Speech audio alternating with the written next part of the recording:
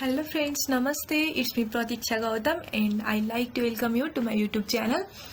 आज चाहिँ मैले BBA 5th सेमेस्टरको चाहिँ कर्पोरेट ट्याक्समा रहेको इन्कम फ्रम इम्प्लिमेन्ट भन्ने जुन एकदमै इम्पोर्टेन्ट च्याप्टर छ अनि त्यसको त्यो स्पेसिफिक फर्म्याटहरु अनि आफूले जानेको कुराहरु चाहिँ शेयर गर्दै म यो भिडियो बनाउन गइराखेकी छु। अनि अब चाहिँ तपाईहरुलाई वेलकम गर्दै म अब स्टार्ट गर्छु। अनि फर्स्टमा चाहिँ हामीले क्याल्कुलेसन अफ इन्कम फ्रम इम्प्लिमेन्टमा चाहिँ एसेसिबल इन्कम फ्रम इम्प्लिमेन्ट निकाल्न भन्छ। यो च्याप्टरबाट चाहिँ अब एक्जाम पोइन्ट अफ भ्यू देखि हेर्दाखेरि चाहिँ 15 मार्क्सको लङ क्वेशन आउँछ अनि 5 मार्क्सको चाहिँ त्यो सर्ट क्वेशन आउँछ। त्यही भएर 20 मार्क्स चाहिँ यो च्याप्टरबाट आउँछ। अनि अब योमा बनाउँदाखेरि चाहिँ पार्टिकुलर अमाउन्ट बनायो फर्मेट। अनि फर्स्टमा चाहिँ एनुअल स्यालेरी राख्नुपर्छ 12 महिनाको। यदि दिए छैन भने नि हामीले 12 महिनाको निकालेर चाहिँ एनुअल स्यालेरी राख्नुपर्छ। अनि 10 अलाउन्स अनि कन्ट्रिब्युसन टु पीएफ जति दिएछ त्यति नै राख्ने। अनि यदि योमा चाहिँ कस्तो हुन्छ भने गभर्नमेन्ट इम्प्लोयर हो कि प्राइभेट गभर्नमेन्ट इम्प्लोइ हो कि प्राइभेट इम्प्लोइ हो भन्ने चाहिँ ध्यान गर्नुपर्छ हामीले। यदि त्यो क्वेशनले दिएको गभर्नमेन्ट इम्प्लोइ हो भने चाहिँ हामीले 10 अलाउन्स क्वेशनमा भने छैन, कन्ट्रिब्युसन टु पीएफ क्वेशनमा भने छैन भने पनि हामीले चाहिँ राख्नुपर्छ है। 10 अलाउन्स चाहिँ equal to the 1 month salary राख्नुपर्छ। अनि कन्ट्रिब्युसन टु पीएफ चाहिँ 10% अफ द एनुअल स्यालेरी चाहिँ हामीले राख्नुपर्छ। अनि अरु चाहिँ लिभ पे भयो, ओभरटाइम पे भयो, प्राइजेस बोनसहरु राख्नुपर्छ। हामीले सबैले गिफ्टहरु पाएको राख्नुपर्छ। अनि अलाउन्सहरु दिएको हुन्छ नि त, जस्तै अब इन्टरटेनमेन्ट अलाउन्स दिएको हुन्छ, ट्राभलिङ अलाउन्स, ट्रान्सपोर्टेसन अलाउन्सहरु दिएको हुन्छ। हो त्यो सबै अलाउन्सहरु, सेटलमेन्ट अलाउन्सहरु दिएको हुन्छ। हो त्यो अलाउन्सहरु चाहिँ राख्नुपर्छ हामीले। तर त्यहाँ टीएडीए भनेर ट्राभलिङ एन्ड डेली अलाउन्स दियो भने चाहिँ त्यो चाहिँ राख्न पर्दैन है, किनभने त्यो चाहिँ फाइनल विथहोल्डिङ हुन्छ। अनि त्यहाँ पछाडी reimbursement of the personal expenses अनि जुन कुनै पनि त्यो प्राइभेट खर्चहरु 500 भन्दा बढीको चाहिँ रिम्बर्स भएको छ भने त्यो चाहिँ राख्नुपर्छ। 500 भन्दा कम छ भने चाहिँ त्यो यहाँ देखाउनु पर्दैन। अनि अरु चाहिँ compensation related to the implement भयो। अनि भेहिकल फ्यासिलिटी राख्नुपर्छ। भेहिकल फ्यासिलिटी चाहिँ के रे 0.5% अफ द एनुअल स्यालेरी राख्नुपर्छ। अनि accommodation facility 2% of the annual salary राख्नुपर्छ। अनि expenses paid by the employer on the behalf of the employee, कुनै पनि इम्प्लोइको बिहाफमा चाहिँ एक्सपेन्सेस तिर्दिएको छ अफिसले, ब्याङ्कहरुले भने चाहिँ त्यो राख्नुपर्छ। अनि provision of the fringe benefit राख्नुपर्छ। अनि अन्डर पेमेन्ट अफ द इन्ट्रेस्टहरु राख्नुपर्छ। भनेको चाहिँ इन्ट्रेस्ट बेनिफिटहरु जस्तै कस्तो हुन सक्छ भने बजारमा इन्ट्रेस्ट रेट चाहिँ 15% छ, तर हामी त्यो इम्प्लोइ भएको कारणले गर्दाखेरि हामीले 5% मा चाहिँ इन्ट्रेस्ट पायौं नि। अनि हो त्यस्तो भने चाहिँ हामीलाई त्यो 10% त के भयो, बेनिफिट भयो नि, इन्ट्रेस्ट बेनिफिट हो, त्यो चाहिँ राख्नुपर्छ।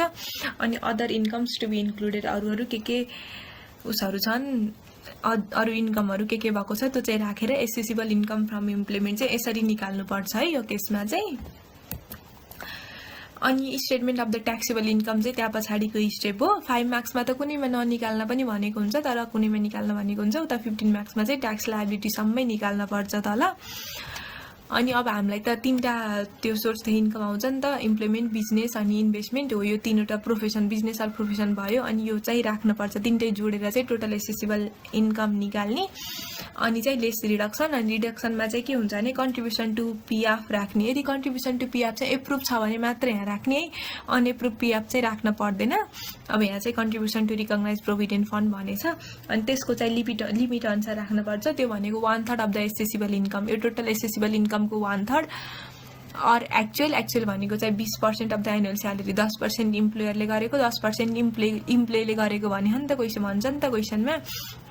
अनि त्यो अर म्याक्सिमम 3 लाख जुन चाहिँ कम छ हो त्यो चाहिँ कन्ट्रिब्युसन टु रिकग्नाइज प्रोभिडेन्ट फन्डमा लगेर राख्ने। अनि अब जस्तै सिटिजन इन्भेस्टमेन्ट फन्ड, ट्रस्ट भनेको हुन्छ, त्योहरू भनेछ भने त्यही एक्चुअलमा जोडेर चाहिँ राख्ने हो। अनि taxable income before other reduction हैन आयो। अनि त्यहाँ पछाडी चाहिँ अब हामीले डोनेसन, अनि अब डोनेसनहरु घटाउने, डोनेसन पनि लिमिट अनुसार घटाउन सकिन्छ। अनि त्यहाँ पछाडी रिमोट एरिया एक्जेम्पसन भयो। रिमोट एरिया एक्जेम्पसन चाहिँ के हुन्छ भने अब 5 वटा रिमोट एरिया भनेर डिभाइड गरे हो नि त, ABCDE अनि 50,000, 40, 30, 20 अनि 10,000 हुँदै चाहिँ रिमोट एरिया एक्जेम्पसन घटाउन सकिन्छ। अनि फरेन अलाउन्स भयो। 75% अफ फरेन अलाउन्सको चाहिँ त्यो क्रेडिट घटाउन पाइयो। अनि पेन्सन अलाउन्स चाहिँ 25% अफ होला कर एक्चुअल जुन कम छ त्यो चाहिँ राख्ने। अनि लाइफ इन्सुरेन्स प्रिमियम एक्चुअल अथवा म्याक्सिमम चाहिँ 25,000 जुन कम छ त्यही। अनि हेल्थ इन्सुरेन्स प्रिमियम चाहिँ म्याक्सिमम 20,000 और एक्चुअल जुन कम छ त्यही राख्ने। अनि कस्तो हुन्छ नि लाइफ इन्सुरेन्स प्रिमियम चाहिँ resident company non resident company जुनलाई तिरे पनि लाइफ इन्सुरेन्स प्रिमियम चाहिँ राख्न पाइन्छ। तर हेल्थ इन्सुरेन्स प्रिमियम चाहिँ रेसिडेन्ट कम्पनीलाई नै तिरेको हुनुपर्छ है। अनि डिसेबल पर्सन अलाउन्स चाहिँ 50% अफ द बेसिक लिमिट हुन्छ। बेसिक लिमिट भनेको चाहिँ अब सिङ्गलको केसमा चाहिँ 4 लाख भयो के अरे, भनेको 4 लाख 50% भयो 4 लाखको। अनि अब कपलको केस छ भने त बेसिक लिमिट 450 भयो होइन। अनि यसरी चाहिँ अब हामीले ट्याक्सेबल इन्कम निकाल्न सकिन्छ यो केसमा चाहिँ। अब pension allowance, disable person allowance, LIP HIP चाहिँ रेसिडेन्ट पर्सनलाई मात्र हुन्छ एलिजिबल भनेको छ यो नोटमा चाहिँ। अनि calculation of the tax liability. अब ट्याक्स लायबिलिटी निकाल्न चाहिँ एकदमै सजिलो छ। यो चाहिँ हामीले इम्प्लिमेन्टको केस हो। अब पहिला इम्प्लिमेन्टको केस हो भने पछाडि फर्स्टमा 1%, 10%, 20%, 30%, 36% भन्ने चाहिँ माइन्डमा राख्नुपर्छ। अनि त्यहाँ पछाडि अब सिङ्गलको केस छ भने अघि मैले भनिसकेँ, सिङ्गलको केस छ भने चाहिँ बेसिक लिमिट 4 लाख भयो के अरे। अनि उसको केस छ के अरे कपलको केस छ भने चाहिँ 4,50,000 भयो। त्यसरी नै 4 लाखको 1%, अनि 1 लाखको 10%, 2 लाखको 20%, अनि 13 लाखको चाहिँ 30%, अनि बाँकी कति छ त्यसको चाहिँ 36%। अनि सिमिलरली तल कपलको केसमा चाहिँ 450बाट चाहिँ अनि ट्याक्स लायबिलिटी घटाउन सकिन्छ। अनि यदि हामीले एडभान्स ट्याक्स नै तिरेको छौँ भने चाहिँ एडभान्स ट्याक्स हुन्छ नि हो, त्यो छ भने चाहिँ यदि यो ट्याक्स लायबिलिटी निकालेपछि घटाएर चाहिँ फाइनल ट्याक्स के अरे लास्टको टोटल ट्याक्स लायबिलिटी चाहिँ निकाल्न सकिन्छ। अनि अब यो चाहिँ मेन इम्पोर्टेन्ट कुरा नै हो है। मैले यो स्लाइडमा देखाएको कुरा चाहिँ के हुन्छ भन्दाखेरि 5 मार्क्स क्वेसनमा त एनुअल स्यालेरीहरू डाइरेक्ट दिएको नि हुनसक्छ, तर 50 मार्क्स क्वेसनमा चाहिँ एनुअल स्यालेरी पनि निकाल भनेको हुन्छ कि त्यसको रिलेटेड केसहरूतिर। जस्तै हेरौँ न, अब if the salary per month is given होइन, 1 महिनाको स्यालेरी दिएछ भने त हामीले राख्ने त एनुअल स्यालेरी हो नि त, अनि इन्टु 12 गर्न पर्यो। अनि अर्को सेकेन्ड केसमा चाहिँ if the salary is given in total including the Dashain allowance भनेछ भने पछाडि अब given salary divide by 13 into 12, Dashain allowance एक महिनाको दिन्छ भनेको थिएँ नि मैले अघि, त्यही भएर डिभाइड बाई 13 इन्टु 12 गरेर चाहिँ हामीले एनुअल स्यालेरी निकाल्नुपर्छ। अनि if net salary is given after deducting PF and the income tax भयो होइन।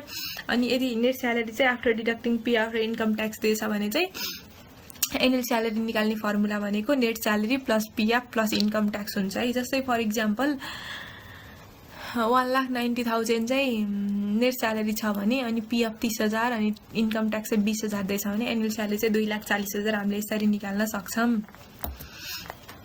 अनि अब अर्को केस चाहिँ if the net salary is given after deducting the PF and income tax but including the Dashain allowance include गरिन्छ भने पछाडि सबै अघिको जस्तै जोडेर डिभाइड बाई 13 इन्टु 12 गरेर चाहिँ हामीले के निकाल्न सक्छौँ, एनुअल स्यालेरी चाहिँ निकाल्न सक्छौँ।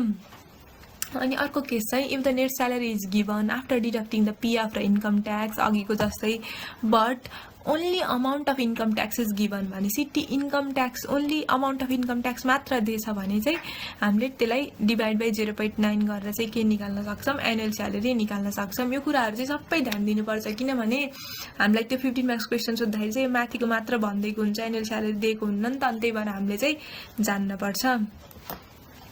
अनि अर्को मेन इम्पोर्टेन्ट है यो इफिसियन्सी बार भनेको चाहिँ जस्तै म रामसँग बुझाउँछु यहाँ पनि। जस्तै mister Ram joins in a company as on 1 Phagun 2072 with the pay scale 20,500 देखि 500, 22,000, 1000 अनि 35,000 भयो होइन।